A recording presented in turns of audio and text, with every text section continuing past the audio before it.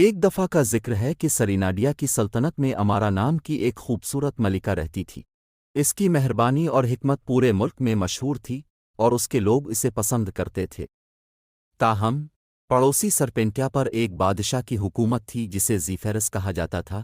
بادشاہ زیفیرس سائز میں غیر معمولی تھا، چوڑے کندھوں کے ساتھ اپنی رعایا پر بلند تھا اور ایک آواز جو گرج کی طرح گونجتی تھی۔ اس کی ظاہری شکل نے بہت سے لوگوں کو ڈرایا اور اس کی ظالمانہ فطرت کی افواہیں جنگل کی آگ کی طرح پھیل گئیں۔ ایک افسوسناک دن ایک قاصد سریناڈیا پہنچا جس کے پاس دونوں بادشاہتوں کے درمیان کشمکش کی خبر تھی۔ ملکہ امارا جنگ کو روکنے اور امن کو فروغ دینے کے لیے پرعزم نے بادشاہ زیفیرس سے ذاتی طور پر ملنے کے لیے سرپینٹیا کا سفر شروع کرنے کا فیصلہ کیا۔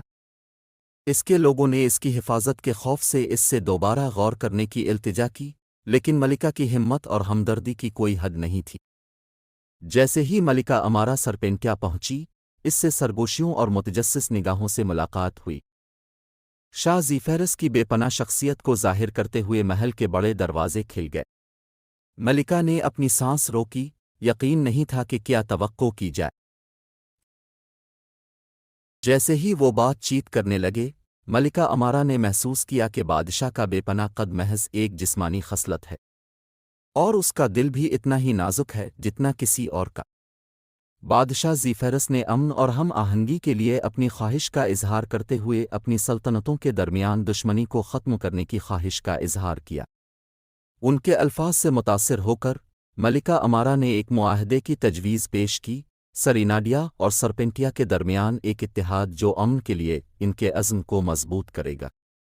یہ خیال بادشاہ زیفیرس کے ساتھ گونج اٹھا، جس نے ان تقسموہے کو ٹھیک کرنے کا ایک موقع دیکھا جس نے ان کی زمینوں کو بہت طویل عرصے سے دوچار کر رکھا تھا۔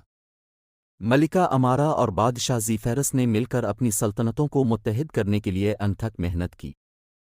انہوں نے ایسی پالیسیاں نافذ کیں جن سے تجارت، ثقافتی تبادلے اور باہمی احترام کی حوصلہ افزائی ہوئی۔ ان کی کوششوں کو بڑی کامیابی ملی اور سریناڈیا اور سرپینٹیا کے درمیان کبھی مخالف سرحدیں دوستی اور تعاون کے پل بن گئیں۔ غیر معمولی بادشاہ اور خوبصورت ملکہ امید کی علامت بن گئی۔ یہ ثابت کرتی ہے کہ ظاہری شکل دھوکہ دہی ہو سکتی ہے اور حقیقی عظمت کسی کے کردار میں ہے۔ ان کی کہانی دور دور تک پھیلی، نسلوں کو سطحی فیصلوں سے پرے دیکھنے اور ہم آہنگی اور افہام و تفہیم کی صلاحیت کو قبول کرنے کی ترغیب دیتی ہے۔ اور اس طرح خوبصورت ملکہ اور غیر معمولی بادشاہ نے اپنے دن امن کی روشنی کے طور پر گزارے۔ ان کی میراث ان تمام لوگوں کے دلوں میں نقش ہو گئی جنہیں ان کے شاندار سفر کا مشاہدہ کرنے کا اعزاز حاصل تھا۔